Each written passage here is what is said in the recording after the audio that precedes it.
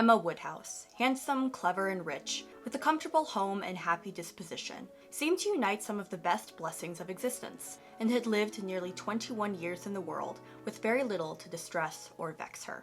Based on this initial description of Emma Woodhouse, I don't think anyone would be quick to label her as the most relatable character in fiction. Jane Austen herself was even convinced that Emma would not be a very popular character amongst her readership. Before publishing the novel, Jane Austen once said of Emma, "I am going to take a heroine whom no one but myself will much like." And for what was probably the only time in her life, Jane Austen was completely wrong. Emma has endured over the years and gone on to become one of her most popular novels and most well-loved characters. Emma has remained so popular as to spawn numerous television and film adaptations. And today I want to take a look at those adaptations and decide definitively who did the best job at bringing Emma and the whole of Highbury to life. And thus begins the first round of the Battle of the Austen Adaptations. Coming in last place, we have the 1972 series. Now, I do not necessarily subscribe to the belief that newer is better, but when it comes to this adaptation, I'm afraid that sentiment very much rings true. This adaptation suffers from a lot of technical failures. There were so many moments throughout the series where uncomfortable silences would just sort of hang in the air. There were so many times that the camera would zoom in on a character's face with no accompanying music. And when you have episodes that only last somewhere from 35 to 40 minutes, you cannot waste an entire minute following a character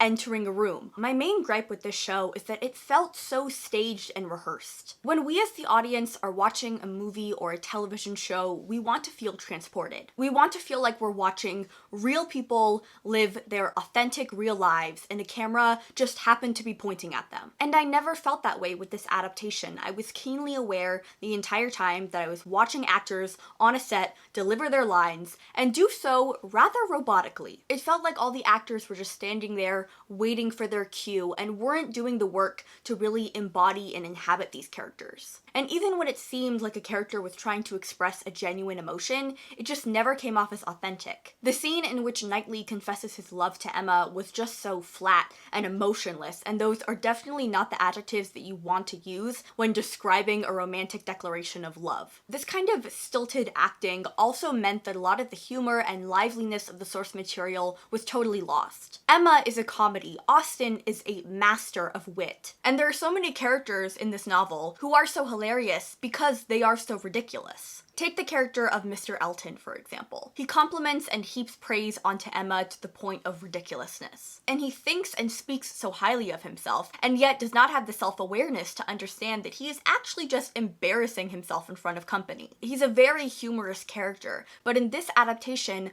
I didn't find myself laughing at his antics at all. I just felt uncomfortable watching him. Also, the actress who played Emma was just so uncharismatic. Emma is a difficult character to play. She can be unlikable, vain, manipulative at times, extremely judgmental. But even when she is being all of these things, we as the readers and the audience can't help but have a soft spot for her, and that is entirely because of her charismatic and witty manner. And the woman who portrayed Emma in this series just had absolutely no charisma or presence at all. Her performance only heightened Emma's flaws without showcasing any of her likability and strengths. The character of Emma is also redeemed through her love and friendship with Harriet Smith. And yet in this adaptation, it seemed like Emma didn't really like Harriet at all, and in fact could barely tolerate her presence. This actress's facial expressions and posture, her wide, unblinking eyes, and her constantly clasped hands. It made her look downright evil in some scenes. And if you can't get Emma right, then the entire adaptation just kind of falls apart right there. In fourth place, we have the only non-blonde Emma on this list, and that is Kate Beckinsale's 1996 made-for-TV film. One thing I must say is that this film went by far too quickly. Scenes felt far too rushed, and it seemed like characters didn't even have a moment to breathe in between their lines. And because of this fast pace, a lot of the pivotal and important scenes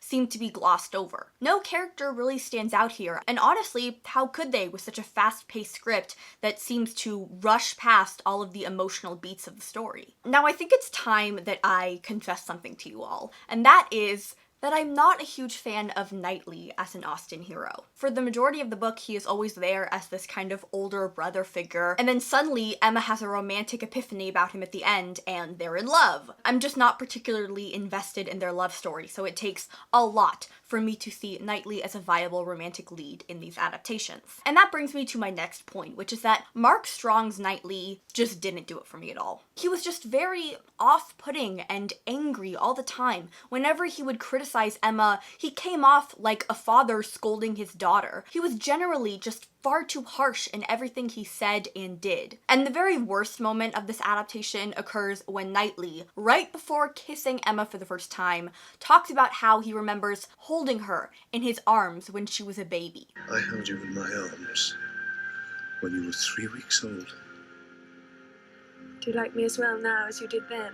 It completely ruined the ultimate romantic climax of the film. One thing I really did like about this adaptation that I thought was a good addition were these romantic daydream sequences Emma would have. Emma would fantasize about Frank Churchill or imagine this very dramatic scenario between Jane and Mr. Dixon. I think these scenes did a really great job positioning Emma as a hopeless romantic who just wants to see her fantasies realized. And it also shows us that she often views people as characters in a story that she's telling and not as people with their own autonomy and free will. In third place, we have the other 1996 adaptation featuring Gwyneth Paltrow. I think the introduction to this film is something really special because it really grounds the audience in the reality of these characters. It shows us that this town and its small community is like a world in and of itself. Everyone in Highbury knows one another, and thus mundane gossip actually have really big impacts on these people. And the smallest of scandals can really feel like the end of the world. I think this version definitely had some standout characters. For example, Miss and Mrs. Bates were an absolutely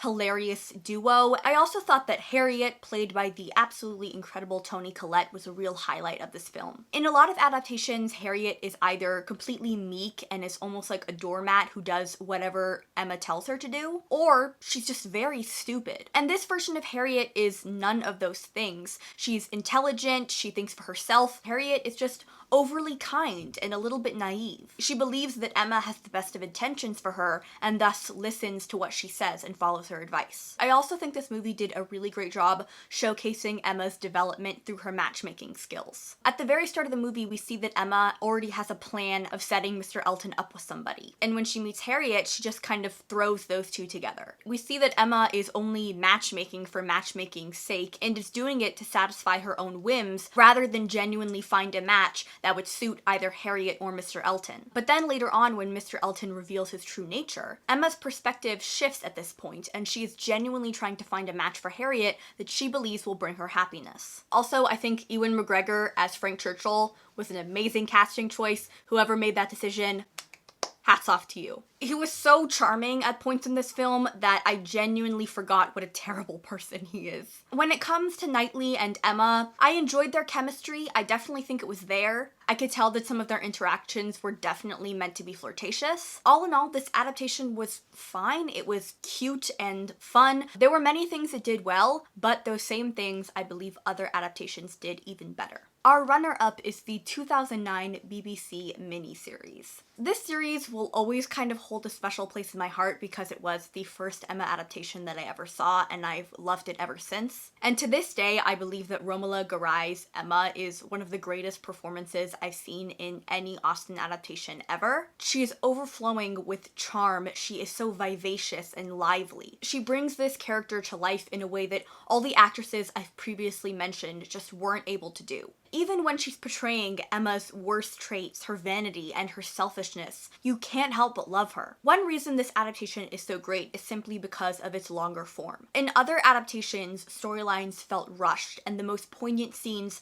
were never given the time to sit and marinate. In this series, the pace slows down, and we really get to sit with these important moments and watch these really pivotal scenes, and we even get some extra moments that really elevate the story. This adaptation also does something very different from all the others, which is that it casts Frank Churchill and Jane Fairfax as secondary lead characters. In the very first scene of the first episode, we get to see Frank, Emma, and Jane in childhood and draw a lot of parallels between their stories and how they grew up. I actually really liked this change because it meant that the revelation of their secret relationship later on just felt that much more impactful. Also, because Frank was given so much screen time, he had ample time to really piss me off. I don't think I've hated Frank Churchill so much in any other adaptation of Emma. And because we see so much of him, and we also are so invested in Jane as a character, his betrayal and his mistakes just hurt that much more. I think this version also did a really great job showing the audience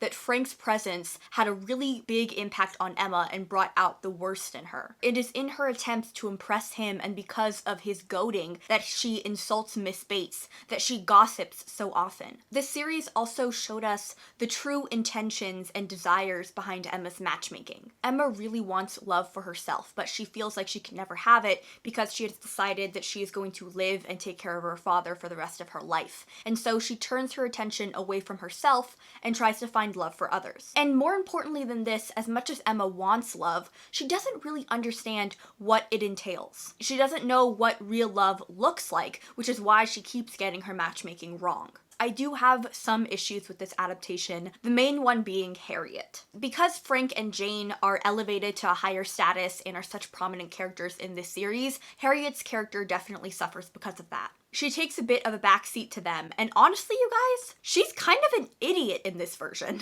It wasn't like she was just very naive or overly kind, she was just kind of stupid. And once again, we have my recurring issue with Knightley. I've said it before, I'll say it again. In this version, he felt far too much like a chastising older brother. And that last minute realization of love from Emma just didn't seem believable to me. Like I said, this is probably just a me issue. Overall, I think this adaptation is stellar, and it is worth a watch just for Romola Garai's interpretation of Emma alone. And now, in first place, the adaptation that is taking home the gold, we have the 2020 Emma film. This adaptation takes the #1 spot for one very crucial reason, and that is because it is the only adaptation that has made me genuinely fall in love with Emma and Knightley. The thing this movie did so well is that it put Emma and Knightley's romance at the forefront of the film, and it also pushed up their romantic timeline. In the book, and in all subsequent adaptations, Emma only realizes her feelings for Knightley towards the end of the novel after Harriet tells her that she is also in love with Knightley. In this adaptation, that really crucial dance scene between Emma and Knightley at the Weston's ball is framed as incredibly romantic. The camera focuses on their hands and the subtle touches between the two of them, and right before our eyes, we get to see their feelings for one another transform. By having Emma and Knightley realize their romantic attraction for one another early on, it only elevates the tension between them for the remainder of the film. It especially adds to the confrontation scene between the two of them. In previous adaptations, whenever Knightley would chastise Emma, to me it always seemed like he was an older brother or father figure. Here, though, we see a man who is just deeply disappointed that the woman that he loves could do such a thing, and is not really the person he thought she was. Emma's heartbreak in this scene is even more painful because she's let down and disappointed the man that she loves. This adaptation was really all about the pining, especially on Mr. Knightley's end. And you know what? That is what makes a good period romance. The yearning and the hand touches. This film also really leaned into the comedic aspects of Emma in a way that no other adaptation has done previously. Every character was perfectly cast and wonderfully ridiculous. From Mr. Elton's self-congratulatory posturing, to Emma's father and his eccentricities, and his constant obsession with the draft in his home. Oh, and how could I forget to mention, the set designs and the costumes were stunning in this film. This movie was a feast for the eyes as well as the mind. In the 2020 film, we also get a far vainer, meaner, more self-centered Emma than we've ever gotten before. And I personally loved it. I think we've reached a point where we as an audience don't need a woman to be likable in order to recognize her as a great character. So I think the world was really ready for a far meaner Emma than we've seen previously. I think this also just made her character development in the movie that much more pronounced. We start off and it is apparent that Emma is exceedingly judgmental. She holds herself in extremely high regard, thinking of herself as almost superior to all around her. She believes that she knows best always, and she doesn't allow anyone she loves to make their own decisions. And we get to see her realize the error of her ways and then actively seek forgiveness from the people that she's hurt. A really great thing they did was have Emma be the one to bring Harriet and Robert Martin together in the end of the film. And we also get to see Emma put aside her more classist beliefs by inviting Harriet's father to her home. I have had a letter from my father. He is a tradesman. He comes to Highbury next week on purpose to meet with me. Then I hope you will bring him to Hartfield. The 2020 Emma film is as close to perfection as it can get, and for all these reasons I've mentioned and more, it truly does deserve the title as the best Emma adaptation. So that's it for me today, you guys. I hope you enjoyed this first round of the Battle of the Austen adaptations. Yes, I plan on making this a series, and I'm very excited to continue with it. Don't forget to like, subscribe, and comment down below. Let me know how you would rank these adaptations and which one is your favorite. I'd really love to know. As always, you guys can find my social media links in the description below, so go ahead and check those out if you would like, and I'll see you guys next time. Bye!